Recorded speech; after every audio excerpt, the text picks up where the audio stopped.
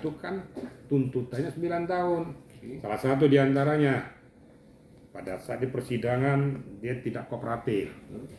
Pada saat di persidangan dia berbelit-belit. Pada saat di persidangan dia mengulangi perbuatannya sampai 4 kali. Ini kan pertimbangan-pertimbangan hukum. Nah, sehingga mendudukkan dia jadi tuntutan 9 tahun. Kemudian ini dia mengatakan mengedarkan pada teman-temannya. Kan dibeli itu, bukan dikasih cuma-cuma. Nah, itu juga kena juga.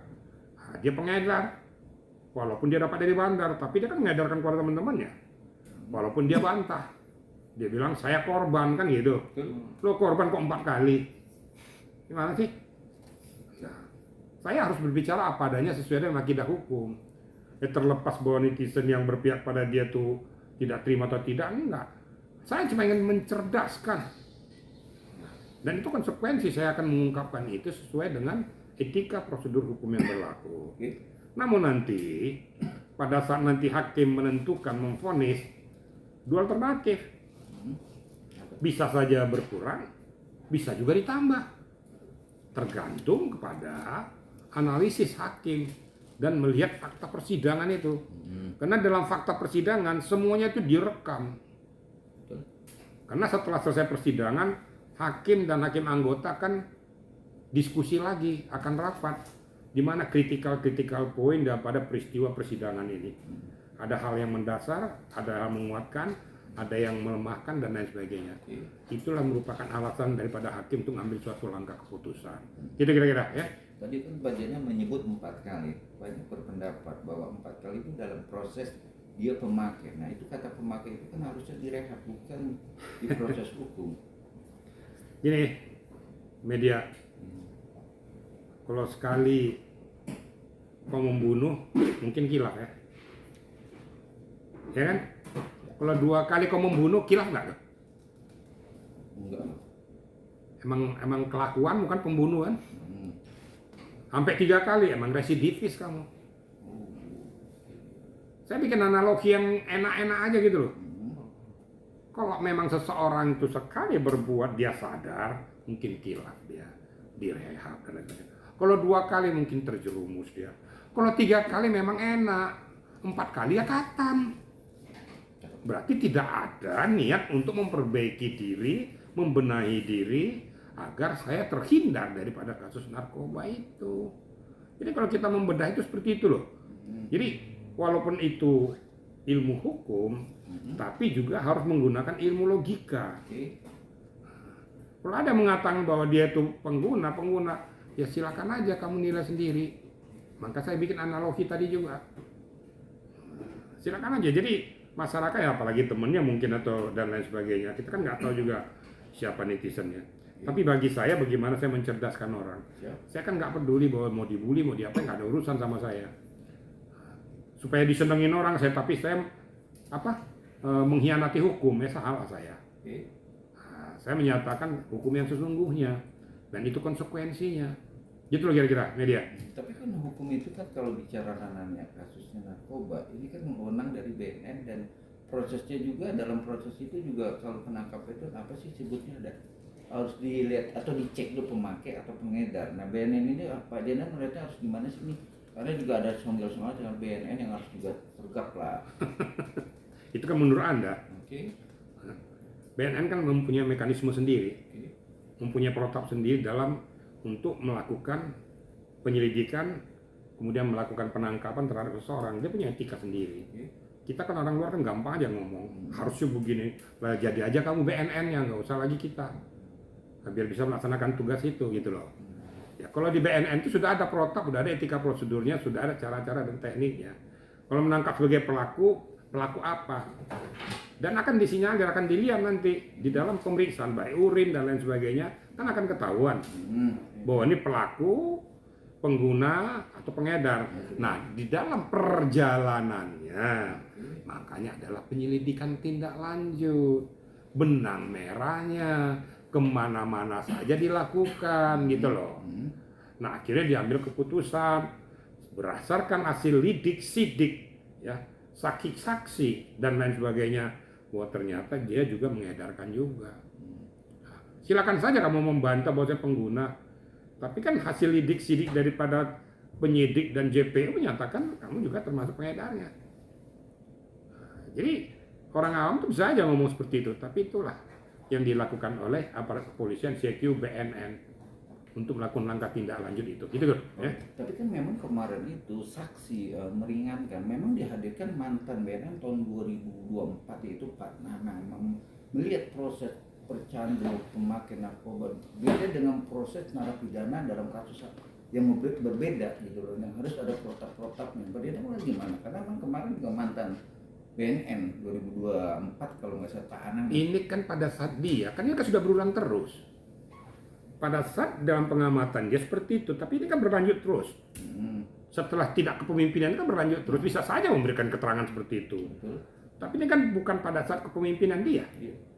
Ini kan saat kepemimpinan berlanjut dengan peristiwa yang berbeda. Masa mau disamakan? Masa stagnan? Ya, tolong berpikir juga jernih juga gitu loh. Tahun, lokus, tempus berbeda. Masa mau disamakan dengan peristiwa yang pada saat ditangani sama dia? Nggak bisa dong. Gitu kira-kira. Jadi makanya terjadi kenapa berapa kali dia melakukan itu sampai 4 kali. Karena itu tadi lokus, tempus berbeda. Nggak akan mungkin peristiwanya sama. Pada saat peristiwa pertama yang saya katakan tadi, mungkin dia memang sebagai pengguna ansih atau pengguna murni. Tapi kalau 2-3 kali sudah tempusnya berbeda, orangnya berbeda, perilakunya berbeda, jaringannya berbeda, masa dikatakan sama? Jadi saya rasa kalau sudah dianalisis di persidangan, itu kita nggak usah mengapangan hakim lah. Hakim kan lebih jeli melihat itu. JPU juga nggak sembarang menjatuhkan vonisnya. Tentu berdasarkan analisis. Emang kita orang awam, orang luar enak aja gampangnya untuk ngomong. Tapi mereka yang ngelakoni. Mereka yang tahu, mereka yang ngerti sirkulasinya. Pernah kan saya katakan kepada media, aku ini mantan penyidik seumur hidup. Tapi pada saat penyidik melakukan penyidikannya, saya nggak bisa campuri. Karena kedalaman penyidikannya untuk mencari barang bukti dan lain sebagainya, mereka tahu saya nggak ngerti. Nggak bisa saya samakan pada saat saya memberikan keterangan yang sama apa yang dilakukan oleh penyidik. Gitu loh. Paham kira-kira ya? Tapi untuk pembelaan seorang kuasa hukum dari Mas Joni dengan proses pledoi nanti, apapun dengan proses itu juga meyakini atau bisa juga nanti hukumannya lebih dari rendah dari Silakan saja. Kan silakan saja nanti kan. Nah, nanti kan ini kan pledoi sudah terlampau, ini kan sudah tuntutan. Tuntutan baru dari pihaknya kuasa hukum yang baru mengajukan pledoi. Apa sih mengajukan Replik duplik. Pledoi. Pledoi kan pasal pembelaan yang pertama. Besok pledoi. Iya besok pledoi Pak, di tanggal 2. Tanggal 2 pledoi dilakukan sama dia, tapi tuntutan sudah laku, sudah berjalan. Jadi begini, pada saat kita melakukan pledoi itu kan silakan saja, maka saya bilang berikan bukti sebesar-besarnya. Bisa nggak mengamputasi tuntutan jaksa? Itu aja kan.